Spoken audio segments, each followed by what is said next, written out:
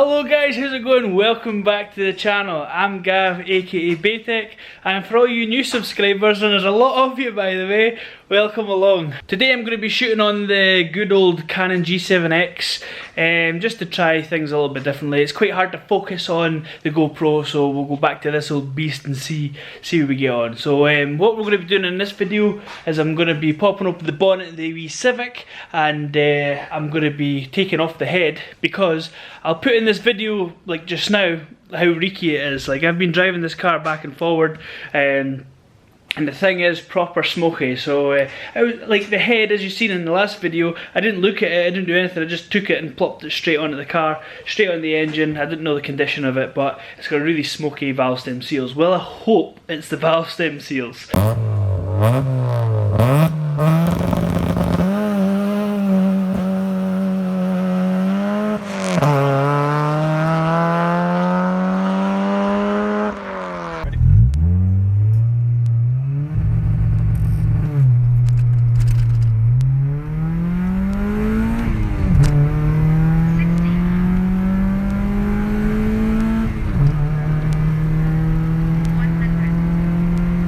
So another thing I want to show you is the turbo we're going to be running in this little car.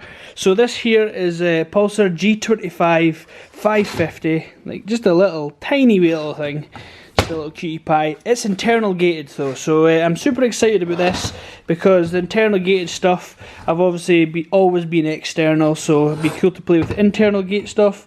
And it looks nice, it looks really nice and flowing. Inside here we could probably get away with a little bit of a port in here, to be honest, to try and encourage the flow. Everyone each to their own, the usual jazz.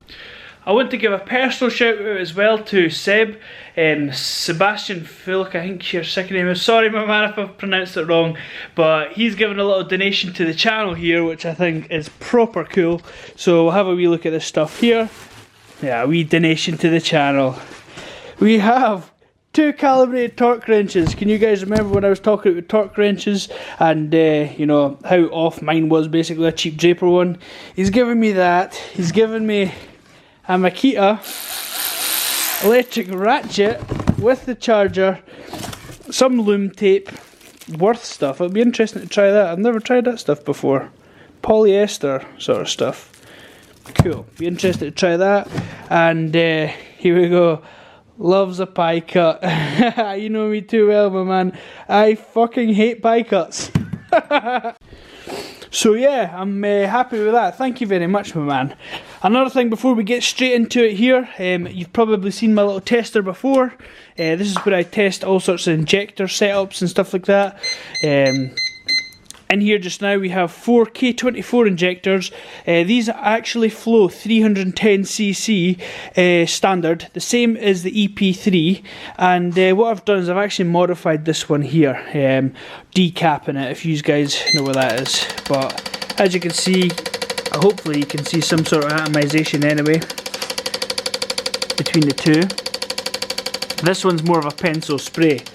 But you would not believe the difference in flow with these things. Check this out. So like I say, you can see the flow, the atomization is just a pencil. However, you can see it already how much it's flowing. Yep, that's 310, and that is a 544cc injector now by decapping it. And in true fashion with me keeping the Civic build a complete budget build, that's exactly what I'm going to do. The injectors, if you remember in the last video, on these is from a K20 RX7. They've been working great.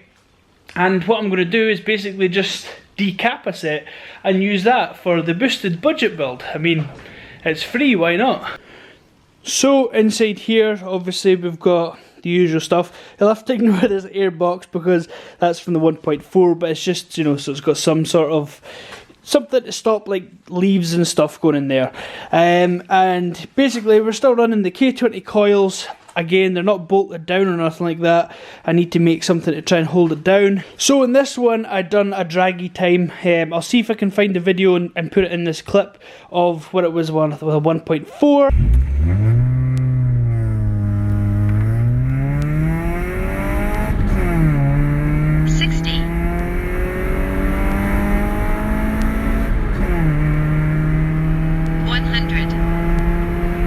and this video is with a 1.6.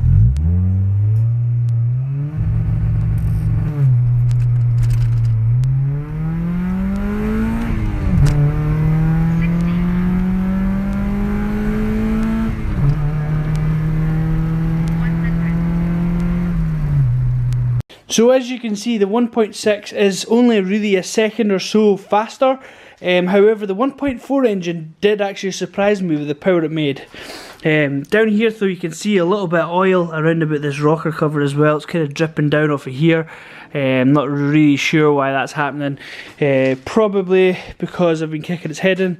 This here is a cheapo gasket set. This thing was like £30. It's not even got a name. What's the name? The name's Honda, it says, but believe me, it's not Honda genuine. And in here, we've got some valve stem seals. We've even got a head gasket. What do you think I should do, guys? Do you think I should take this gasket off? Which has been perfect, by the way, as you've seen with the copper spray. It worked an absolute treat. I know when it comes in the boost, then that does differentiate a little bit, because obviously peak cylinder pressure is a lot more, because making more torque and more power. So it might have potentially leaked in, but I'll probably just stick that one on. Not really sure. What I'm going to do, yeah, fuck it. I'll put a new one on it anyway. We'll bolt it all down. We'll use our new torque wrenches to bolt down these ARP head studs. Fake ARP head studs.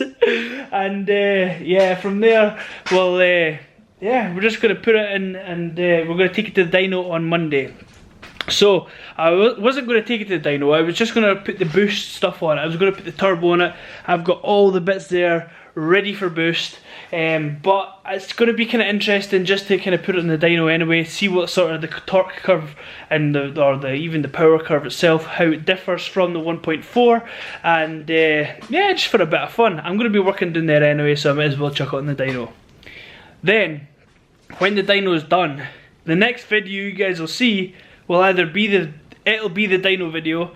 With the video after that, that's when we're going to be chucking a turbo in this thing. And obviously the G25 550 is the one I'll be putting on. Right, so whipped off the rocker cover, some bits and bobs. I've got timing covers off here. I'm going to take the timing belt off and undo this. You're probably supposed to put it like into top dead center, however, like, when do I ever follow rules? So I'm just going to whip off the tensioner, take the belt off, undo that pipe, get water all over the floor, take off these exhaust manifold bolts. There's probably a couple of heater matrix hoses off the back of the head, I think. And then undo these bolts here. We've got 10 of them in total. These are these fake ARP ones.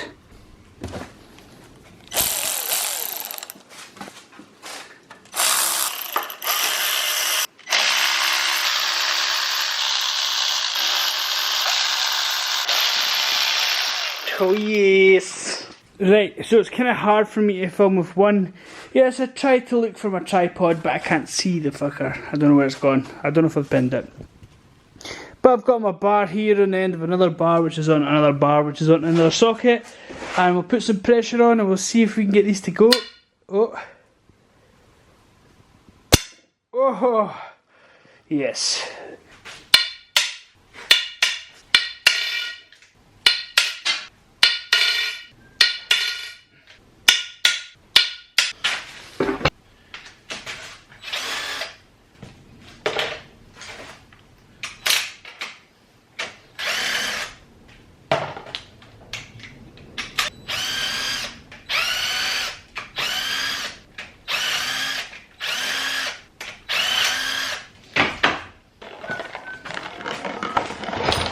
Right, all the head studs are out, the end pieces off. I've all got all the washers and that as well. They all cracked off nicely. It didn't really feel like any more was torqued more than others. So now I'm going to try and yank the head, see if it comes off, and we'll see our reused head gasket.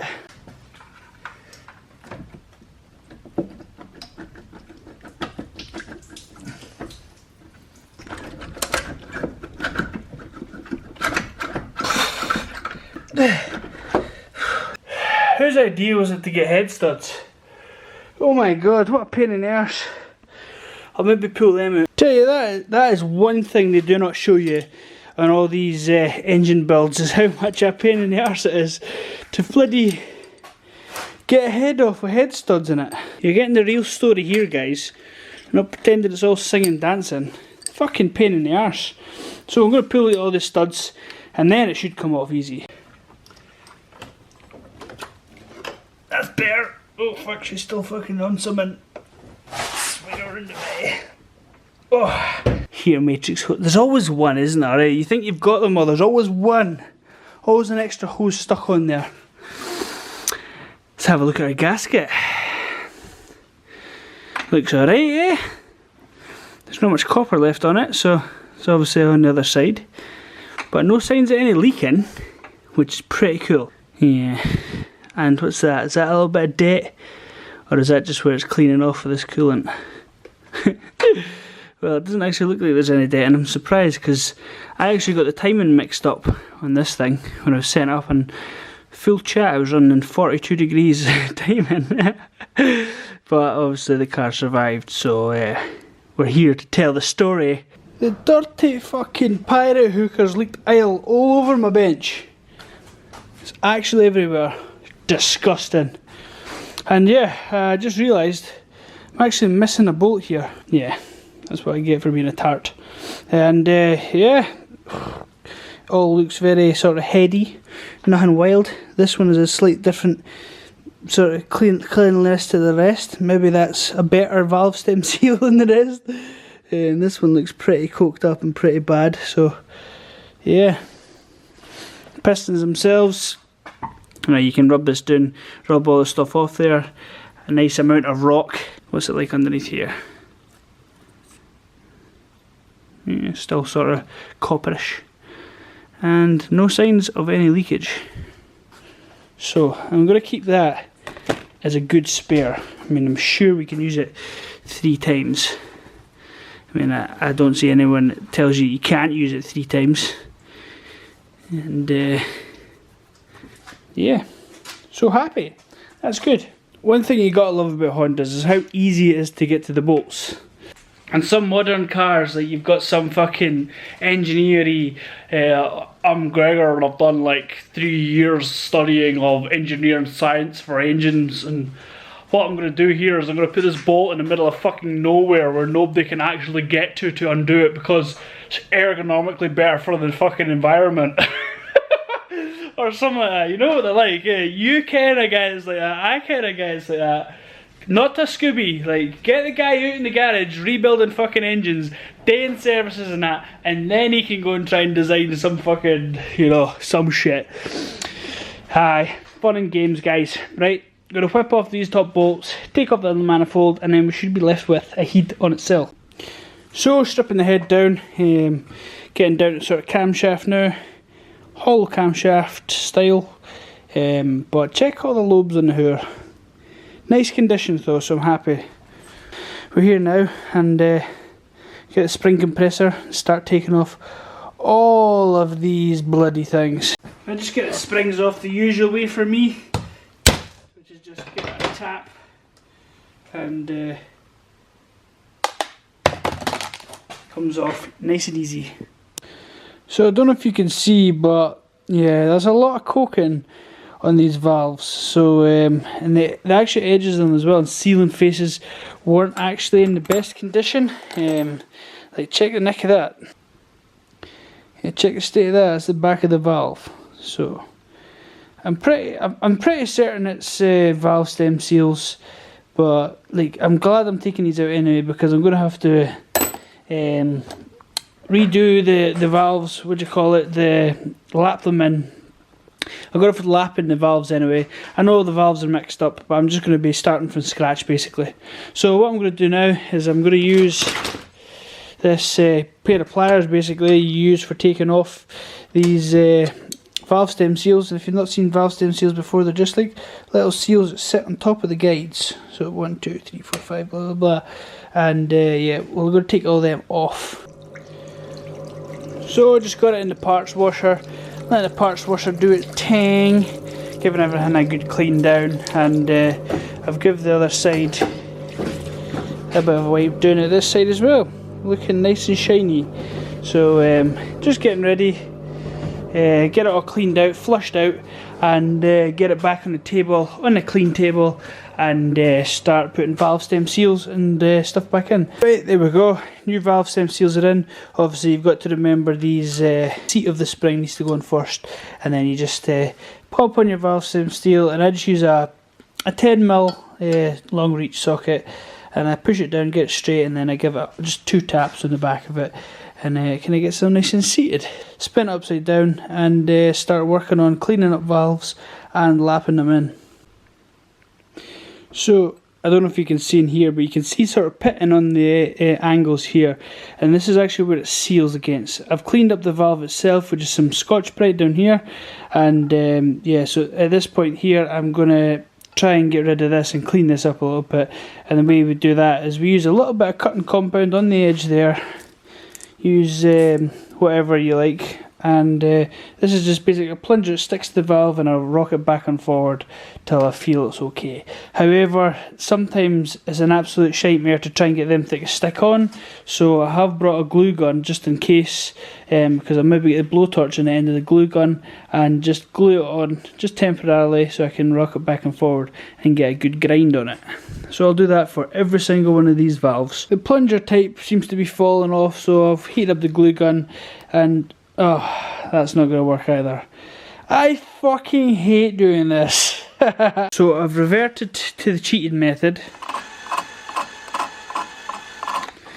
with a drill, but you can't get a drill on the valve, so I've used like a bit of silicone so I can get an angle and it still spins it as it's needed. And I can still hear the tone of it changing, if that's what you're worried about. But yeah, this is the way I'm going to do it because I can't be arsed doing it by hand. And now I'm on to intakes. Now, this camera can be a bit of a pain to try and focus into shiny stuff. So basically you can see she's cleaned up nicely. But we don't want a shiny surface, we want it to be dull on the edge here, which would be best for sealing. So yeah, we're getting there, we're getting there.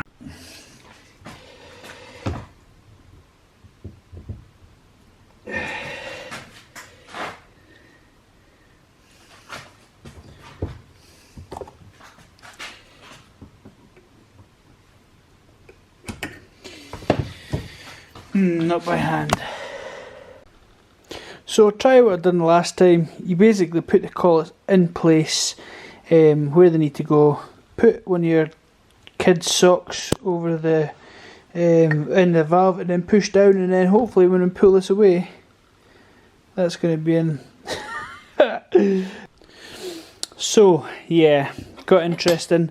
Basically my valve compressor doesn't even fit, and I've got no other way to get them in apart from putting the springs in the vise, compress them, get 2 tie wraps, and then just snip them when I'm done, and then that should be seated. All good. Here, if it works, boys, it's not stupid. Yeah, so that's where they come out. That's where they are in the vise with the tie wraps there. I'll undo it with my knee, see if I can do it with my knee. YouTube camera life, boys. So that's it, still partially compressed.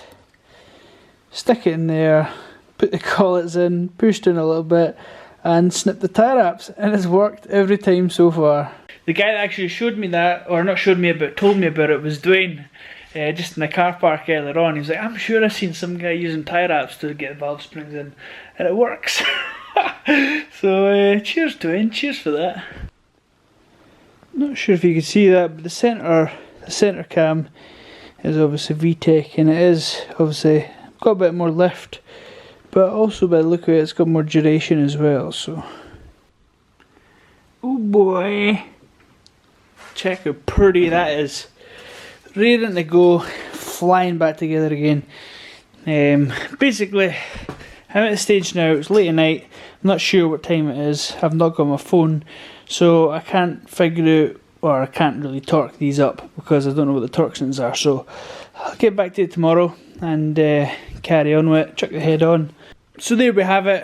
It's the next day. I'm raring to go, and I'm going to torque this all down. I'm going to torque this to 16 foot-pounds, these top bolts here. I think the side ones are like 9 or 10 foot-pounds. And then I'll put the inlet manifold back onto it, and then dump it back onto the head. Is back on, nice and good. Went down quite easily. I left all the studs loose so I could wiggle it on, and yeah, slipped down nice. So got to put the studs in. Obviously I've got them in just now, rattled in. I just put them in till the bottom out, and then I just give them a half turn backwards, just so they don't bottom out. And obviously make sure your threads are not cleaned when you do it, because you don't want to hydraulically lock the block and then start spitting chunks of cast out the side. So I'll do that. I've got BEYTEK solenoid and all that jazz to put in, but I'm away now to the park with the wee ones and the missus, so I'll get back to this in a little bit. Oh, I'm angry. Head is on, torqued up, ready to go, everything's back together again, ready to start. I look at making a little piston stop to see exactly where the timing is, physical timing, and I drop the end of it into the engine. So now I have to take the fucking head back off again. Right, so we just need to top off coolant now. Just make a mess.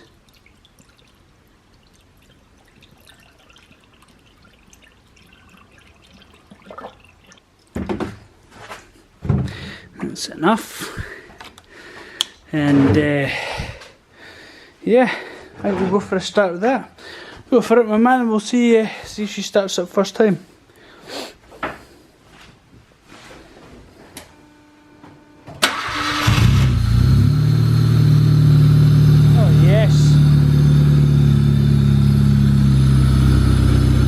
That sounds so much better than it did last time.